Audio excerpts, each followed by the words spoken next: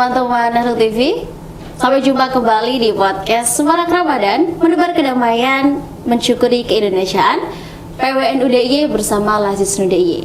Kali ini tentang tema yang dalam terkait menakar lembaga zakat Indonesia bersama Bapak Edo Segara Gustanto selaku pengurus PWN UDIY. Kita salam bareng ya Pak. Assalamualaikum warahmatullahi Assalamualaikum warahmatullahi wabarakatuh. Tak kenal maka tak sayang. Kita kenalan dulu ya sama Pak Edo. Silahkan Bapak perkenalan diri. Baik, nama saya Edo Segara Gustanto, biasa dipanggil Edo. Sehari-hari saya bekerja sebagai pendidik di Institut Ilmu Al-Quran An-Nur. Selain di Institut Ilmu Al-Quran An-Nur, saya juga mengajar di Stikes Surya Global. Dosen aktif berarti Pak ya? Ya, kalau home base-nya di An-Nur. An-Nur, Ya. An-Nur. Oh ya, ya An-Nur. Dosen tafsir berarti Pak ya? Enggak, dosen FEBI. Oh Febi, Ya. oh Febi. Oh di An-Nur variatif Pak ya berarti? Ada 3 fakultas kan? Oke. Ada FEBI, ada Usluddin, ada Tarbiyah. Oh jenengan di Di Febi-nya. Febi, ya. Oke, dosen Febi guys. Baik Pak, kita mau nanya-nanya nih Pak terkait kan Bapak di pengurus PWN ini pengurus bagian SDM ya Pak ya? Ya, betul. Gimana sih Pak kiranya peran lembaga amil zakat itu di Indonesia dari perspektif Bapak selaku pengurus bidang SDM?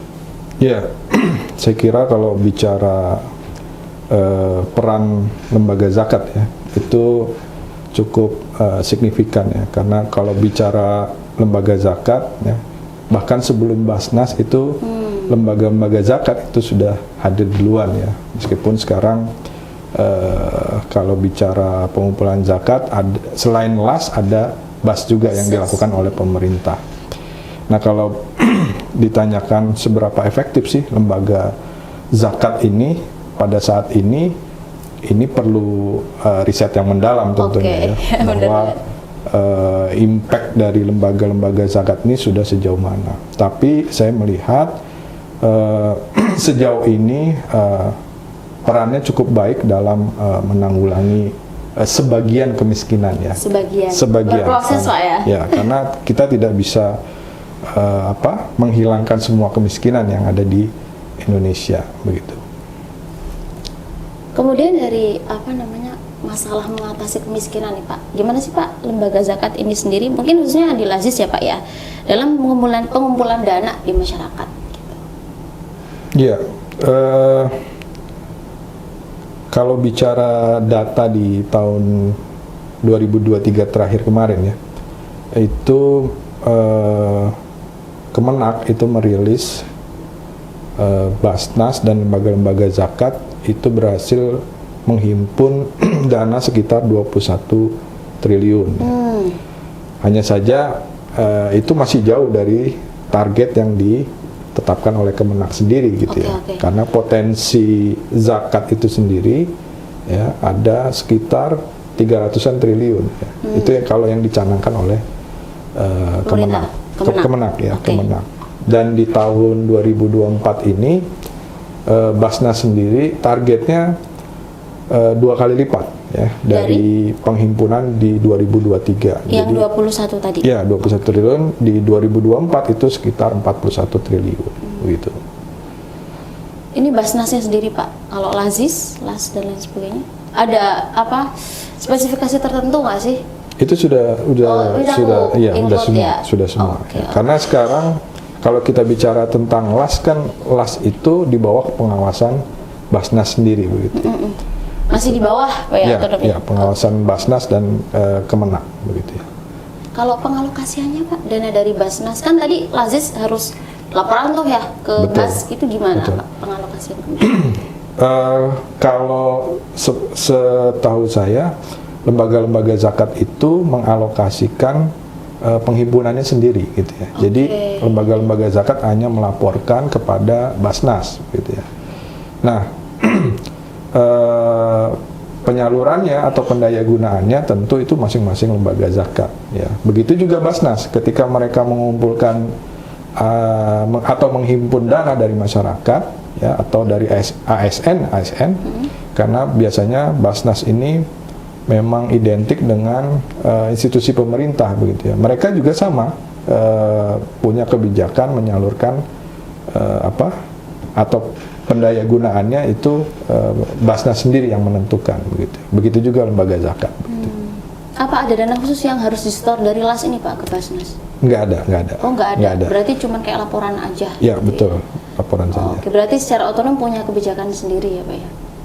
Ya, kecuali UPZ ya. UPZ itu misalkan ada lembaga-lembaga zakat yang menjadi UPZ Basnas itu setahu saya 30% dana itu dikelola oleh Basnas.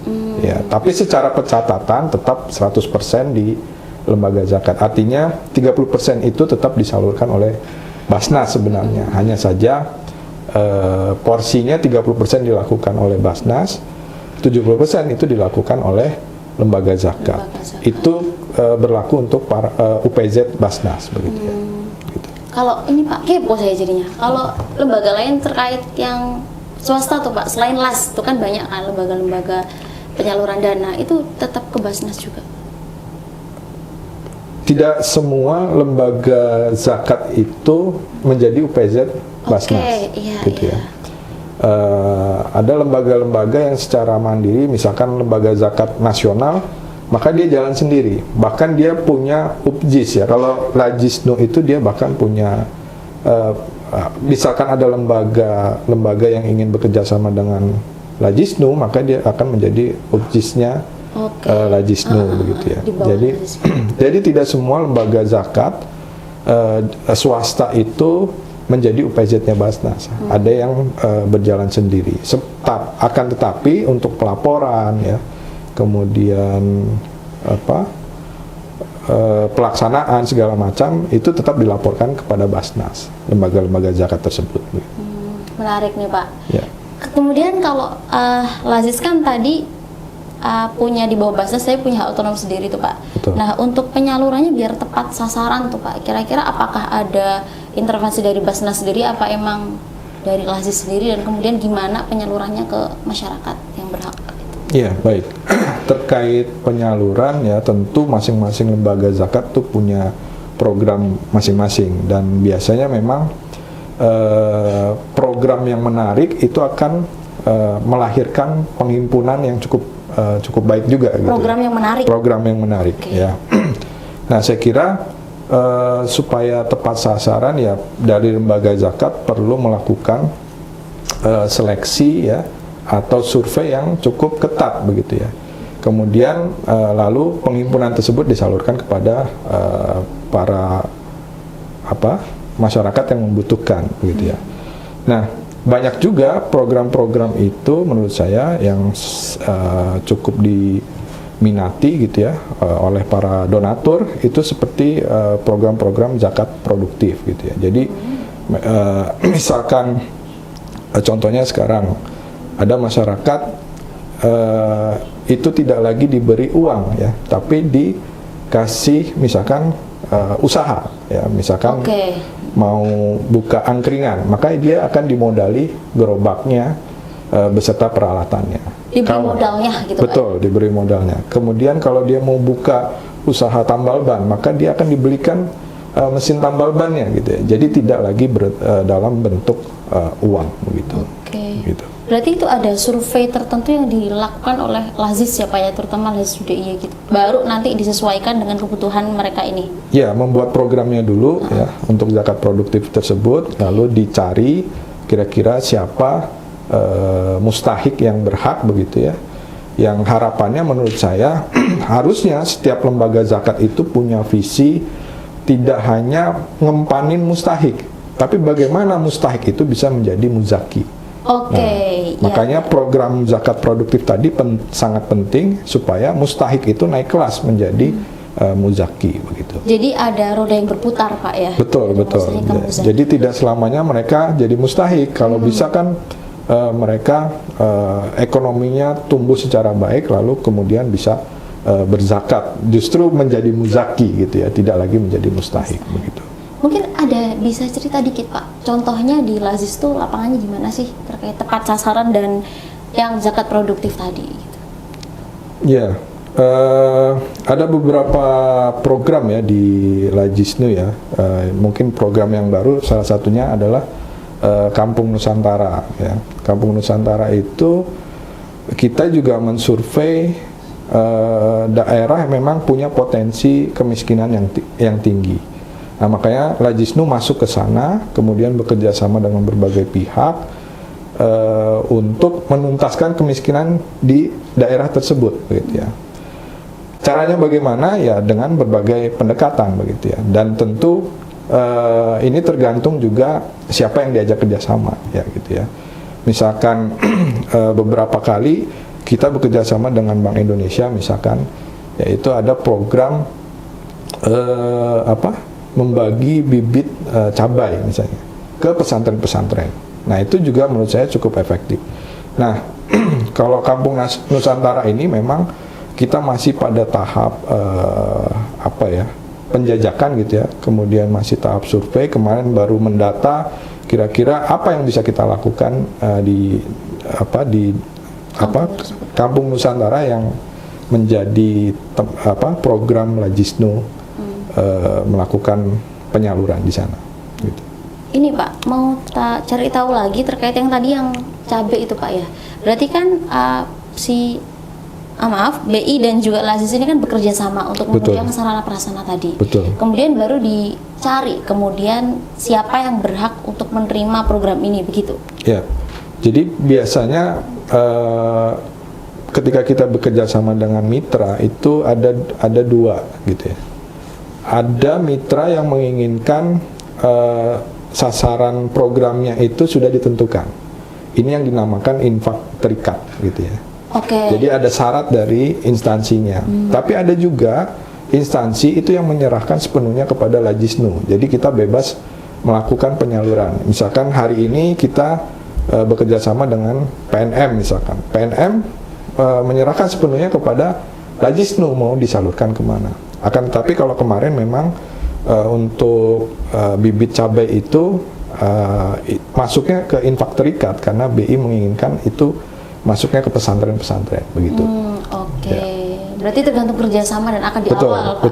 Betul. Karena ada kesepakatan itu mau disalurkan kemana gitu. Kemana? Sifatnya ada yang terikat, ada yang tidak terikat. Begitu. Tapi untuk persentase banyak yang mana Pak dari Muzaki ini? Apakah lebih tertarik terikatnya atau yang tidak terikat?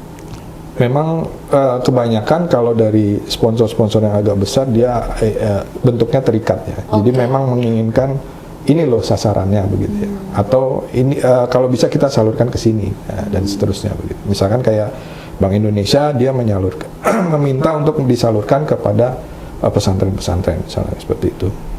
Oh begitu ya Pak ya. Menarik nih. Bagi Muzaki yang mau kerja sama langsung chat Pak Edo. Siap. Mungkin nomor di bawah. Ini Pak. Kemudian untuk program nih dari tujuan dari pembangunan berkelanjutan dari Lazis itu ada nggak sih Pak untuk menunjang SDGs selaku program pemerintah tadi? Iya. Jadi UNDP itu ya. Kalau ada yang belum tahu UNDP, United Nation Development Program ya, atau program pembangunan dari PBB, itu dia sepakat bahwa zakat itu menjadi salah satu faktor pensuksesan SDGs ya. Dalam hal apa? Dalam hal kemiskinan dan kesenjangan ya yang terjadi di masyarakat. Jadi zakat infak dan sodako ini punya peran yang sangat penting dalam mensukseskan program SDGs. Ya. Kalau itu pertanyaannya ya, jadi saya kira apa yang dilakukan oleh UNDP itu selaras dengan apa yang dilakukan oleh lembaga-lembaga zakat, terutama dalam pengentasan kemiskinan. Ya benar Pak, saya mau memori UNDP tadi gimana Pak? UNDP itu adalah program pembangunan PBB ya. Oke. Ya, dia sebuah lembaga ya yang mencanangkan program SDGs itu sendiri. Gitu. Oke, ya. Nah, UNDP sendiri itu mengakui bahwa zakat itu ikut mensukseskan program mereka. Kenapa? Karena zakat itu, lembaga-lembaga zakat itu punya tugas, salah satunya adalah membuat kesenjangan atau jarak itu tidak lagi berjarak gitu ya, tidak ada kesenjangan ekonomi, dan juga pengentasan kemiskinan gitu. Berarti termasuk UNDP ini tertarik dengan zakat ini sepertinya potensial untuk mendukung program kita begitu Pak ya? Ya, khususnya untuk di Indonesia begitu di ya. Indonesia. Ya, dengan potensi sekian banyak lembaga zakat ya, dan mayoritas muslim. Ya, dan Badan Amil Zakat, saya kira Indonesia punya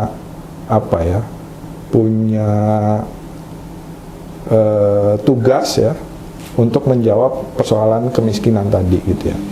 Saya kira begini, kalau melihat ini sejauh pandangan saya ya tentang kolaborasi pemerintah dengan lembaga-lembaga zakat, memang ini harus lebih dikuatkan lagi begitu ya. Di luar lembaga-lembaga zakat sendiri sebenarnya ada forum yang namanya Forum Zakat atau FOS ya, juga ada poros ya. Apa itu Pak bedanya Pak?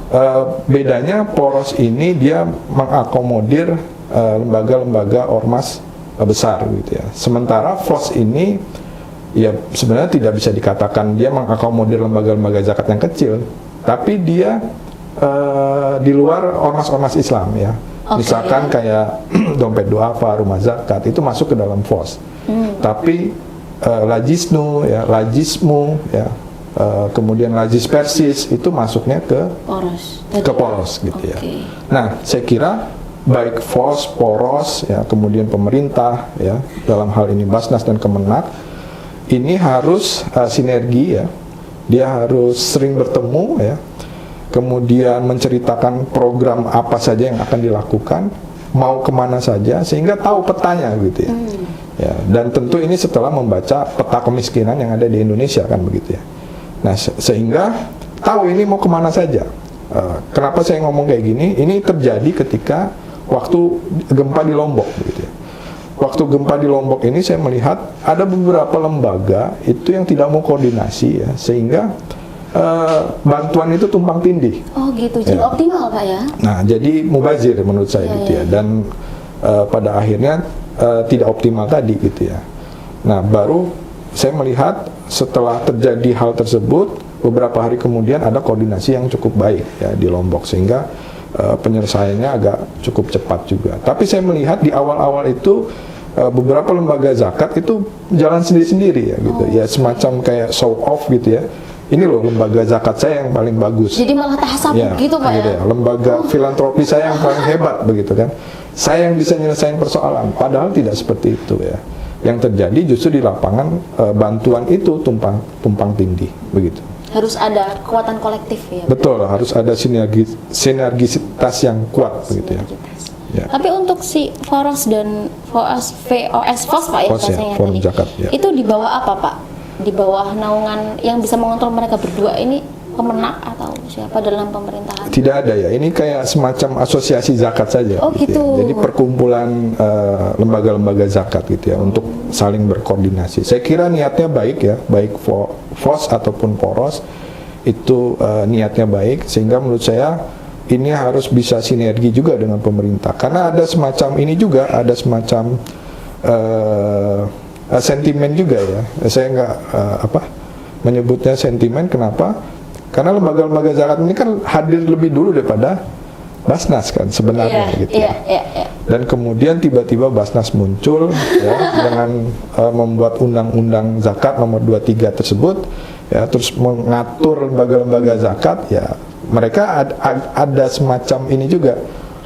Lo siapa begitu? Baru datang ya? Baru datang terus ngatur-ngatur kan gitu ya. Nah, saya kira perasaan-perasaan ini harus dihilangkan. Caranya bagaimana? Ya tentu Basnas, pemerintah, Kemenak ya dalam hal ini merangkul baik FOS ataupun poros untuk berkoordinasi menyelesaikan problem kemiskinan yang ada di Indonesia. Sehingga apa? Sehingga kita juga bisa membantu pemerintah dalam mengentaskan kemiskinan. Saya kira itu. Ya. Berarti harus kolektif secara bersamaan, Pak. Betul. Sinergi yang luar biasa. Menjadi PR pemerintah dan juga lembaga amil zakat di Indonesia. Menarik nih teman-teman. pembahasan terkait peran lembaga amil zakat. Ternyata sejarahnya panjang ya Pak ya. Betul. Dari lahirnya dulu, dulu, habis itu Betul. ke UPZ dan lain sebagainya. Menarik untuk disimak. Terima kasih Pak Edo untuk sharingnya Sama-sama. kali ini. Kita tutup dulu ya teman-teman. Selamat berbuka puasa yang puasa pada sore hari ini dan semangat melakukan puasa di hari selanjutnya. Mungkin sekian kita tutup dengan salam bareng ya Pak ya. Ya. Terima kasih teman-teman Halo TV. Wassalamualaikum Wassalamualaikum warahmatullahi wabarakatuh.